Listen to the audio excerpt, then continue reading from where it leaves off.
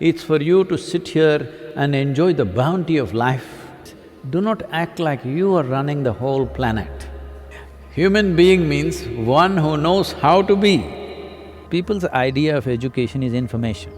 We are mistaking information for intelligence. Mind is like a cloud, you can make it any shape.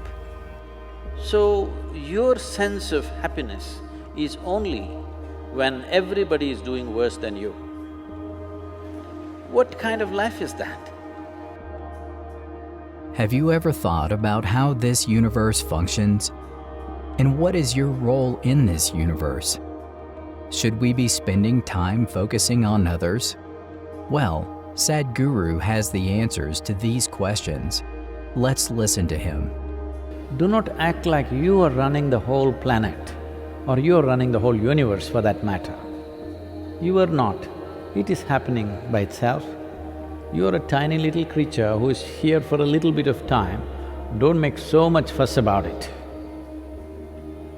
To handle a few years of life, do not make such a big fuss. If you sit here,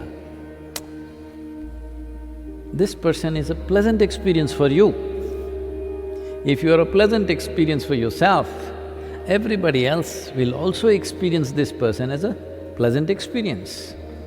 What great things you will do or not do, that is subject to various realities. Nobody can fix it 100%. You must understand, our actions are largely determined by the times in which we exist. You need to understand what we are doing, our actions and what we do and do not do is the times in which we exist. If you are here 5,000 years ago, you would not be writing software. You would be doing something else. You would not be doing all the things that you're doing today. Don't think you are doing it, it is the times. In the times that we are in has its own weather, some smooth weather, some rough weather. If you learn to ride this weather gracefully, then people say you're a success. If you create a problem about every little fluctuation that happens, then you become a failure in your life. If you were a wave surfer, you've seen people surfing on the waves. What is his dream? He would like to have a tsunami. And the dream in a surfer's mind is a tsunami, 100-foot tall wave, whoa, riding it, that would be the dream. If you know how to ride it, even the tsunami is a wonderful thing. How often do you test your memory power? Let's see Sadhguru explain how success is not confined to education alone. We are mistaking information for intelligence. Once you heap yourself with too much information, now attention is a serious problem. Once you have no attention, once you have no ability to hold your attention, you have lost your ability to access your intelligence also. You will just churn out the information from memory. In the yogic system, there are four main aspects of the mind. I'll not go into the detail, but the memory part of the mind is of least importance. It's the chitta, which is connected with the consciousness, which is most important.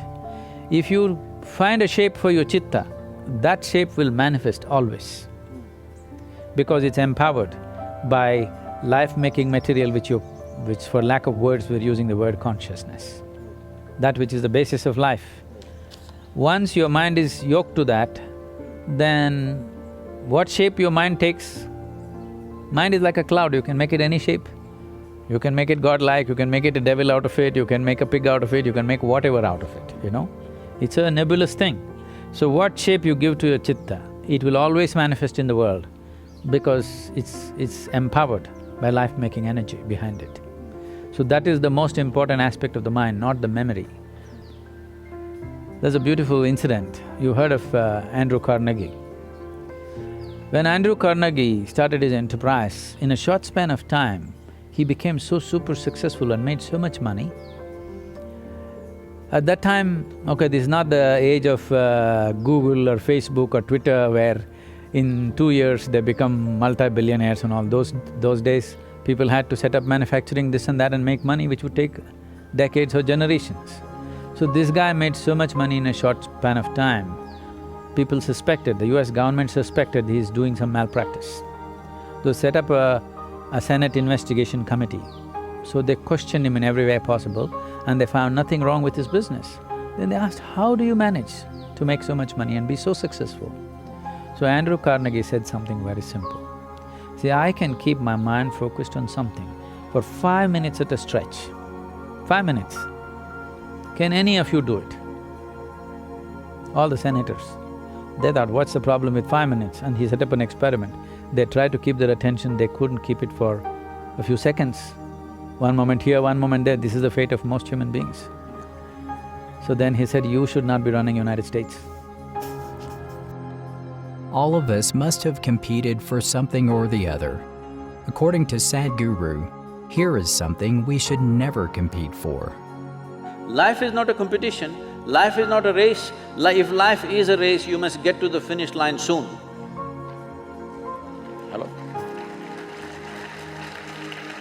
If you think life is a race, you must be at the finish line today. I can tell you how. You want to go there? No. This is not a race.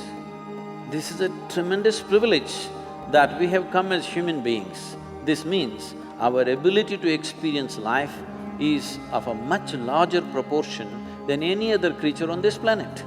That is the significance of who we are. Yes? We can experience life in many more vivid ways than how an ant can experience, how a grasshopper can experience, how somebody else can experience. This is our privilege. Instead of experiencing life, we are trying to win the race.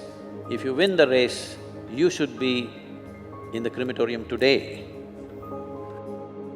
Which will help improve your self, focus, or attention. We clear this doubt by listening to what Sadhguru has to say.